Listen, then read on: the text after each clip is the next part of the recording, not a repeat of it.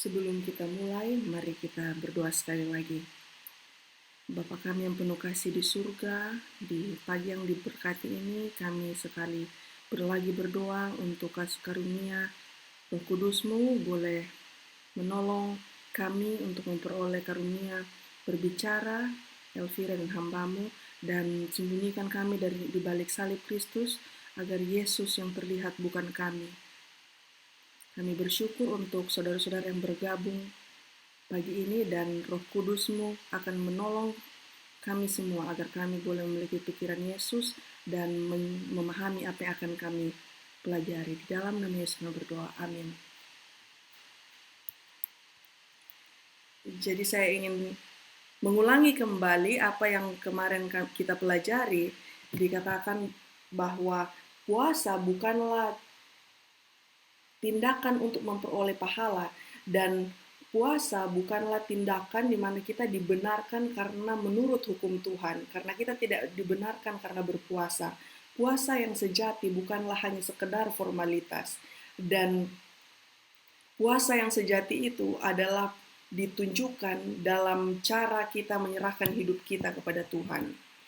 Dikatakan dalam kutipan ini bahwa puasa itu bermanfaat. Ada orang yang memperoleh lebih banyak manfaat dengan berpuasa dari makanan untuk sehari atau 2 hari setiap minggu, daripada berbagai perawatan atau nasihat medis apapun.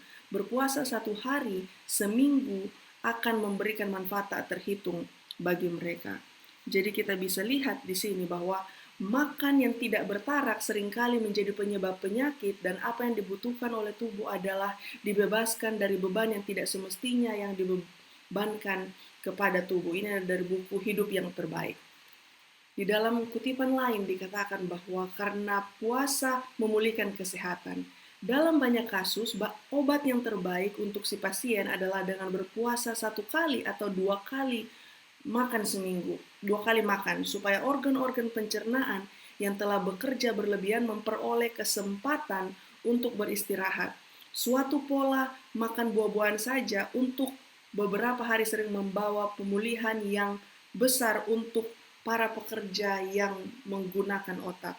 Saudara-saudara, kalau di Indonesia seringkali ketika ada orang sakit disuruh makan ya. Padahal pada saat makan, pada saat sakit, kita itu tubuh kita secara otomatis nggak punya selera makan. Jadi saudara-saudara, kalau kita sakit kemudian kita tidak memiliki selera makan, kita nggak perlu khawatir, karena sebenarnya kita sedang mengalami pola yang dikatakan oleh kutipan ini ya, perut kita beristirahat. Dikatakan kutipan lanjutan, banyak kali dengan berpuasa, makan dalam suatu periode singkat diikuti dengan makan makanan yang sederhana dan secukupnya telah membawa pemulihan melalui upaya penyembuhan alamiah tubuh itu sendiri. Berpantang untuk 1 atau 2 bulan akan meyakinkan para penderita penyakit bahwa jalan penyangkalan diri adalah jalan menuju kesehatan. Jadi untuk tidak makan, saudara-saudara, ini adalah salah satu metode atau cara untuk menyangkal diri. Jadi kita bisa lihat ya, rekomendasi kita pada pagi ini dikatakan bahwa kita berpuasa dari makanan 1 minggu sekali. Kemudian prinsip berikutnya kita baca tadi bahwa berpuasa di mana kita makan 1 atau 2 kali saja dalam sehari itu adalah obat dari penyakit. Kemudian puasa selanjutnya adalah puasa buah ya, beberapa hari. Kemudian ada juga di mana kita berpuasa dalam waktu yang sedikit dalam beberapa saat ya. Jadi ada beberapa jenis puasa, saudara-saudara. Ini rekomendasi puasa Depan Inspirasi tadi ya, pola makan yang bertarak selama 1-2 bulan. Dan sekarang kita lihat jenis puasa ya. Jadi dikatakan bahwa makan pagi dan makan siang 2-3 jenis buah, dan akhiri makan buah dengan alpukat, kelapa muda, dan buah zaitun. Kalau susah buah zaitun boleh makan olive oil ya. Makan malam pilih salah satu jenis dari kelompok melon, tapi jika memungkinkan lebih baik untuk tidak makan malam sama sekali. Kemudian berikutnya adalah Kita bisa lihat juga semangka ya, selama 3 hari kita konsumsi semangka setiap 2 jam. Ini tantangan juga karena semangka ini eh, sebagian besar itu air ya. Kemudian kita bisa lihat juga jeruk ya. Kak Airin sudah pernah lakukan ini, di mana selama 3 hari konsumsi sebanyak mungkin jeruk untuk makan pagi, makan siang, dan makan malam. Ini menolong tubuh untuk detox ya. Kemudian kelapa muda selama 3 hari konsumsi satu buah utuh kelapa muda yang terdiri atas air kelapa dan daging kelapa untuk makan pagi, makan siang, dan makan malam.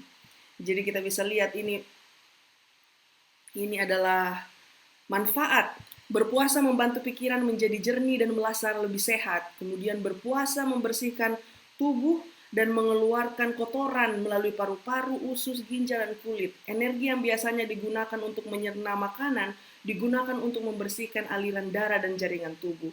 Dan manfaat ketiga ialah berpuasa membantu untuk melatih indera perasa. Berpuasa menurunkan rasa ketagihan terhadap makanan yang tidak sehat dan meningkatkan selera untuk makan makanan yang sederhana dan tidak diproses. Jadi pengalaman Kak Airin dengan berpuasa, bagaimana Kak Airin ditolong untuk tidak lagi menyukai makanan yang pedas. Kemudian manfaat lainnya adalah berpuasa membantu memelihara berat badan kita yang ideal. Berpuasa bersama dengan gerak badan secara fisik dan suatu pola makanan yang sehat merupakan kunci untuk mengendalikan berat badan. Berpuasa juga membantu tubuh menangkal penyakit-penyakit ringan seperti flu, sinus, gejala alergi, masalah pencernaan, dan radang sendi. Jadi tadi nasihat dari Roh Nubuat dikatakan bahwa puasa menolong untuk memulihkan kesehatan kita. Berpuasa meningkatkan kesehatan mental kita, berpuasa melepaskan depresi, menurunkan kecemasan, dan mengurangi ketegangan atau stres. Dan saya merekomendasikan ini jika saudara-saudara sedang stres pada saat ini.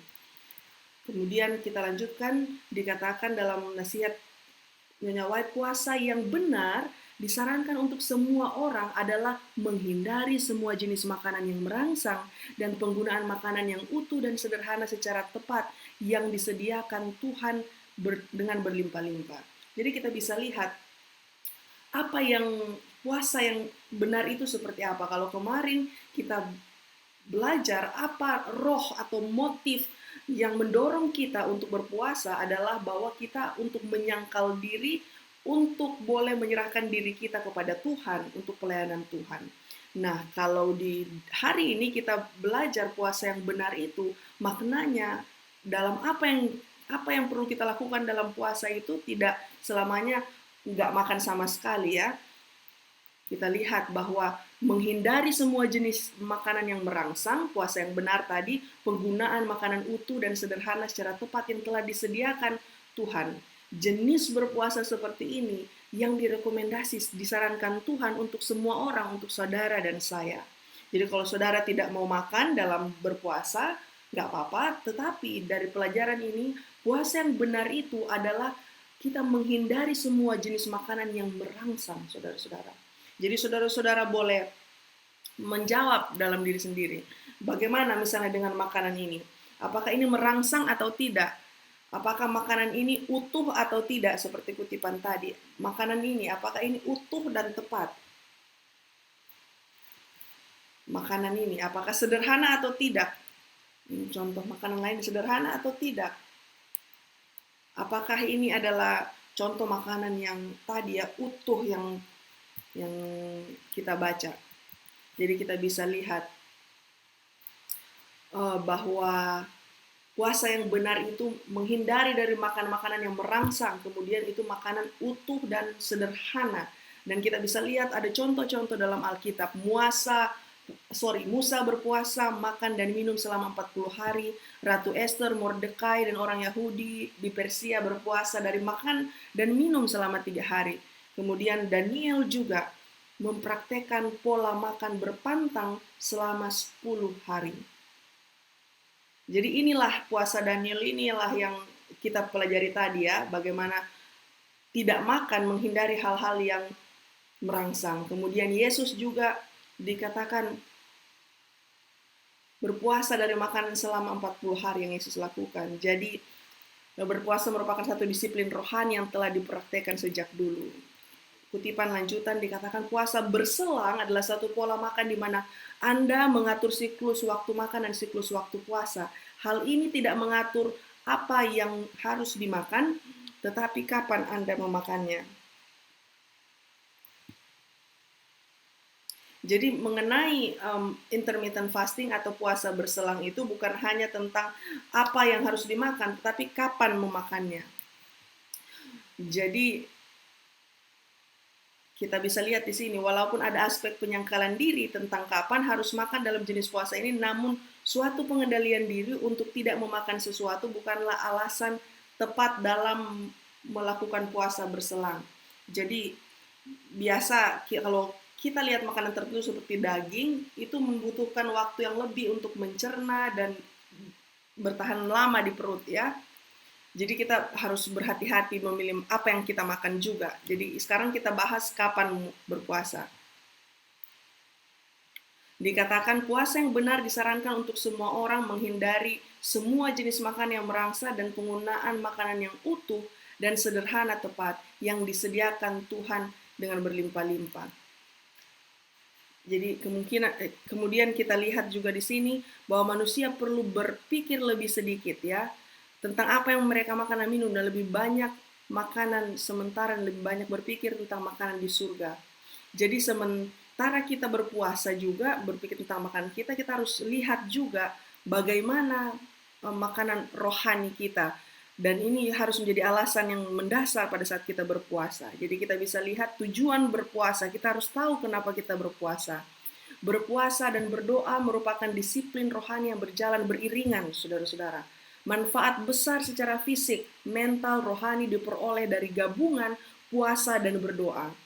Kemudian selanjutnya tujuannya dalam kutipan ini, berpuasa dan berdoa tidak bermanfaat apapun sementara hati masih menyimpang dari Tuhan melalui tindakan yang keliru. Jadi kalau kita berpuasa, saudara-saudara, sementara hati kita jauh dari Tuhan, maka puasa kita itu tidak berkenan di hadapan Tuhan, tidak diterima. Roh dari berpuasa dan berdoa yang sejati adalah roh yang menyerahkan pikiran, hati, dan kehendak kita kepada Tuhan. Inilah puasa yang dikehendaki Tuhan. Kita lihat sekarang alasan yang keliru untuk berpuasa. Kita berpuasa untuk dapat mendengar suara Tuhan terkait permohonan doa kita. Salah, saudara-saudara ya, dari kutipan yang tadi. Kita justru berpuasa untuk mempersiapkan diri kita untuk ujian-ujian hidup yang akan kita hadapi atau saat kita berada di tengah-tengah ujian hidup. Inilah yang dilakukan oleh Yesus ya. Bagaimana Yesus berpuasa di awal pelayanan Yesus. Kita juga lihat bahwa kita berpuasa supaya Tuhan mengabulkan permohonan doa kita. Saudara-saudara, ini sangat keliru ya. Berpuasa bukan untuk membuktikan kesungguh-sungguhan kita sehingga Tuhan mengabulkan doa kita. Jadi kita terkadang berpikir ya bahwa dengan berpuasa kita bisa meyakinkan Tuhan, tetapi kita bisa lihat contoh dari kisah Gideon ya. Jadi seringkali kita sebagai orang-orang muda punya kecenderungan, misalnya dalam topik hubungan ya, kita mau berdoa tentang jodoh, kita akan berdoa, Tuhan tolong tunjukkan apakah ini adalah jodoh saya ya. Tetapi dalam puasa itu saudara-saudara, ini kita harus lihat ya, cara pikir seperti ini salah, di mana kita harus benar-benar meminta kekuatan Tuhan untuk bisa menghadapi ujian di hadapan kita dan kekuatan untuk menurut apa yang Tuhan mau. Jadi kita bisa lihat bagaimana manfaat rohani dari berpuasa. Puasa itu membuka pikiran kita kepada hikmat Tuhan. Itu yang terjadi kepada Musa. Kemudian dalam kisah Esther, dia membangkitkan kehidupan rohani yang lemah. Kemudian Yesus bagaimana membantu untuk menang dari pencobaan. Kemudian Musa lagi, kita bisa lihat Musa menerima kuasa untuk melayani Tuhan. Kemudian pada saat kita berpuasa, harta karun kebenaran itu disingkapkan kepada kita. Kemudian Musa, Esther, Mordekai, Yesus, mereka melalui puasa menerima keberanian untuk menghadapi pergumulan. Kemudian di akhir zaman ini, kita saudara-saudara dengan berpuasa kita dipersiapkan untuk menghadapi akhir zaman.